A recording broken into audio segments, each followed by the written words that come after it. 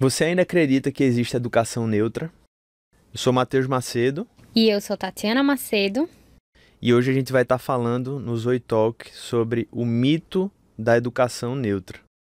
O Zoe Talk, para você que está chegando hoje, é um podcast no qual a gente se dedica a falar sobre família, educação, criação de filhos, tudo sob a perspectiva cristã.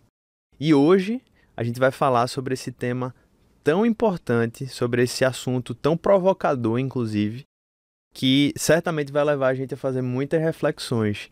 Mas antes disso, eu queria ter um tempo de oração, convidar você a nos acompanhar, que a gente possa contar com a ajuda do Senhor nesse momento. Pai, obrigado por essa oportunidade, que o Senhor nos instrua, nos ensine e ajude e nos capacite para que cada compartilhar, para que cada ideia, para que cada tema que a gente tocar seja um instrumento para que as nossas vidas sejam abençoadas. O Senhor abençoe cada um que acompanha esse podcast e para que o Teu nome seja glorificado, Senhor. É o que nós te oramos e te pedimos. Em nome de Jesus.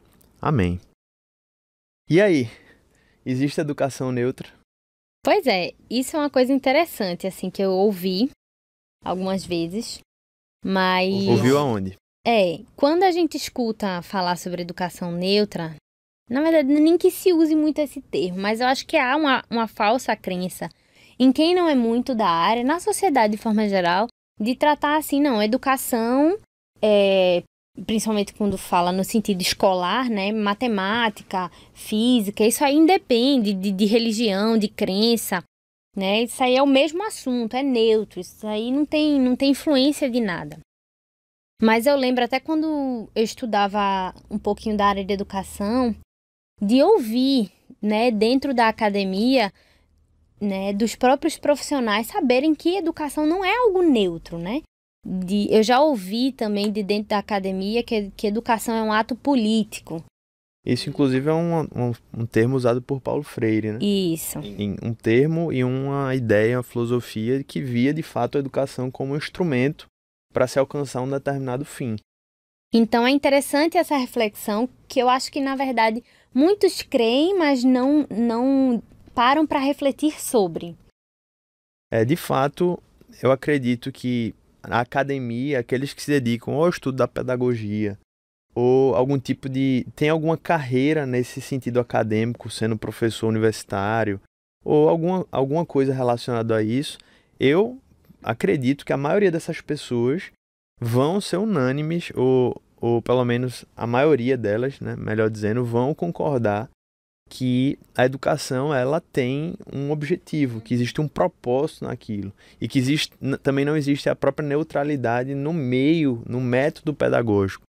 Então, inclusive uma coisa que me chamou muita atenção foi uma frase que eu li de um teórico, de um filósofo humanista que também tinha relação com a pedagogia, o mundo educacional, que um teórico chamado Charles Potter. Eu vou ler aqui essa frase porque ela de fato chama a atenção, que ele afirma assim: a educação é assim o aliado mais importante do humanismo e de toda a escola pública americana humanista. Ele fala no contexto dos Estados Unidos, fala de alguém que defendia veementemente que a educação pública fosse predominante lá nos Estados Unidos, e muito nessa perspectiva de que aquilo tinha um fim de alcançar os objetivos de formação de toda uma geração. E aí ele pergunta, né, que, por exemplo, provocando isso num contexto onde a escola dominical ainda tinha um papel muito forte nas igrejas dos Estados Unidos, ele pergunta: que pode fazer a escola dominical teísta, ele usa esse nome, né, para atribuir a qualquer religião, visto que se reúne 1 hora por semana e ensina uma fração das crianças para conter a maré do programa de 5 dias de ensino humanista. Então, por humanista aqui a gente tem essa filosofia que é centrada no homem, e que, por ser centrada no homem, ela faz com que todas as suas práticas e desenvolvimentos também se voltem para o homem. E quando a gente fala aqui de educação neutra e do que a gente entende, a gente se volta a algo diferente justamente por acreditar que a educação ela deveria ter como fundamento o próprio Deus, e dali a gente avançar para trabalhar tudo aquilo que é necessário para uma pessoa. Então, Essa frase me chamou muita atenção, porque isso mostra que só quem acredita em algo diferente nisso é quem de repente não procurou conhecer o que é que se está tratando, propondo e planejando para a educação, especialmente das crianças, que são os seres mais, nesse sentido, ou talvez em todos, indefesos, porque não têm as suas faculdades completas e não sabem exatamente o que se passa, né, de maneira plena na realidade. Isso, e aí muitos pais, né, botam seus filhos, escolhem a escola por ser aquela escola que tem ótimos conteúdos, ótimos professores capacitados e tem uma nota muito boa no Enem.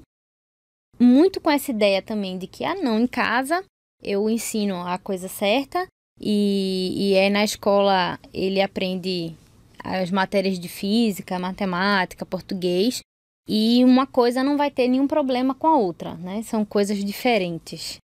Na verdade, isso tem uma raiz também que é problemática, que é uma percepção dualista. Uhum. A fé cristã, ela entende que há uma dualidade no mundo. Há certo e errado, há Deus e há as forças do mal, há céu e há inferno. O problema é quando o dualismo ele toma conta no aspecto de que agora, por exemplo, quando a gente fala da educação, existe a educação cristã, a educação religiosa e a educação, sei lá, como as pessoas usam, secular, para a vida. Quando, na verdade, a Bíblia ela não autoriza essa percepção, porque a Bíblia fala que Deus ele é a fonte de todo conhecimento. Em Jesus estão escondidos todos os tesouros do conhecimento da sabedoria. Né? Fala, nele estão escondidos todos os tesouros. Exatamente. Então, assim, essa é uma visão que não é correta, não é, pelo menos daqueles que creem nas Escrituras, é uma visão equivocada, porque a Bíblia propõe um modelo de mundo, de se enxergar o mundo no qual Deus seja o padrão e seja o influenciador de todas as áreas da nossa existência. Inclusive, eu acho que algo que ajuda muito a entender isso e que tem a ver totalmente com esse tema da educação neutra é que, enquanto alguns dizem que o homem é um ser racional, assim foi definido no iluminismo, outros hoje, num tempo mais sensível que a gente vive, diz que o homem é um ser emocional. A visão bíblica é que o homem é, antes de tudo, um ser religioso. E alguns dizem assim, mas como assim um homem é um ser religioso? Tem pessoas que nem acreditam em Deus. E aí é aí que cai num problema. Porque, na verdade, o fato é que religião não é somente algo que se crê no transcendente. A gente acredita que a religião se fosse conceituar, qualquer coisa, ou qualquer pessoa, ou qualquer ideia na qual alguém deposite a sua esperança última e final. Ou seja, o propósito de vida é desenvolvido por alguém, o local, o objeto no qual as pessoas depositam a sua esperança. Ou seja, isso faz a gente chegar na conclusão de que a religião ela pode ser o dinheiro. A religião de alguém pode ser o trabalho. O próprio ego. O próprio ego, as suas emoções, enfim, seus filhos. Porque elas colocam naquilo a sua expectativa final de alegria, de satisfação, de propósito. De propósito, Então, uma vez que a gente tem essa clareza, a gente sabe que religião é uma questão que todos têm.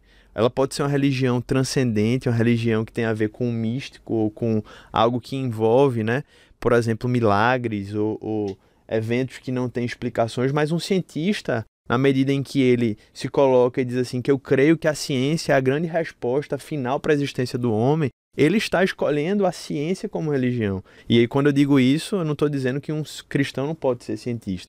Mas a diferença é que o cristão ele olha para a ciência como um meio de glorificar a Deus. Ele olha para a ciência como um instrumento que Deus deu para que nós possamos conhecer, porque Deus é o próprio conhecimento. Então, Deus é o autor da ciência.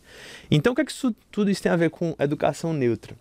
É a gente exatamente entender que é impossível dissociar educação de religião.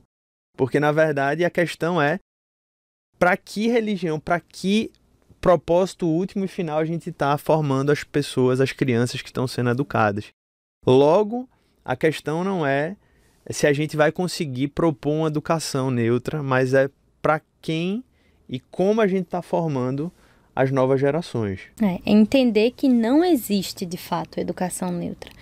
Toda educação está dentro, formada dentro de uma religião, né? Então, em que religião a educação do seu filho tá sendo desenvolvida, né?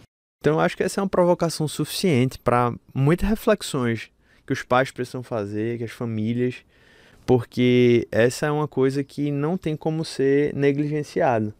A gente vai e cada vez mais vai se deparar com essa clareza, porque talvez durante um tempo, quando a gente veio ali desse período iluminista da história, houve algo aconteceu de maneira muito clara.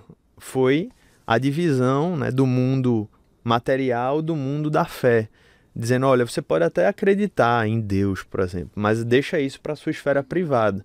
E isso foi acontecendo de maneira tal que hoje o avanço está sendo dizer, olha, até na esfera privada a gente está tendo dificuldade com isso. Você tem que reservar isso só para você mesmo e não queira misturar isso com mais nada na sua vida. E agora a gente está se vendo nesse período, nesse momento, no qual a gente está tendo que refletir muito profundamente do momento da história no qual a gente chegou. E é por isso que a gente precisa entender que de fato não existe educação neutra. E os cristãos eles vão precisar, diante disso, decidir o que é que eles vão fazer. Como eles vão educar seus filhos, como eles vão influenciar as próximas gerações. Se a gente entende que Deus nos deu um modelo de vida, nos deu uma revelação da maneira como Ele quer que a gente seja e desenvolva a nossa vida, nós precisamos também ser coerentes e entender que esse livro, a palavra de Deus, a vontade de Deus, ela influencia tudo aquilo que a gente faz. Isso. Esse podcast não é um podcast de instrução tanto em si, né? Mas é um podcast de provocação, né? Isso, eu acredito que as instruções e coisas muito práticas vão surgir em outros encontros. Mas eu acho que, de fato, o grande ponto desse podcast de hoje é essa provocação, que para muitos foi uma novidade. Como a gente falou no início, para outros isso já não é mais novidade. Se isso for novidade para você, que bom, porque talvez a partir de agora você vai ter uma nova maneira de enxergar essa realidade e de saber como planejar, de como se portar daqui para frente. Então, a gente fica muito feliz de poder ter compartilhado um pouco desse assunto. Como a gente falou, a gente vai ter muitos outros podcasts nos quais a gente compartilha e convida pessoas que têm vivido situações reais de desafio, que têm vivido já esses dramas nas escolas que estão inseridas ou com seus filhos, melhor dizendo. Então a gente deixa esse convite, que você possa compartilhar esse conteúdo, você possa se inscrever no nosso canal, divulgar as nossas redes, e a gente agradece muito aqui a sua participação.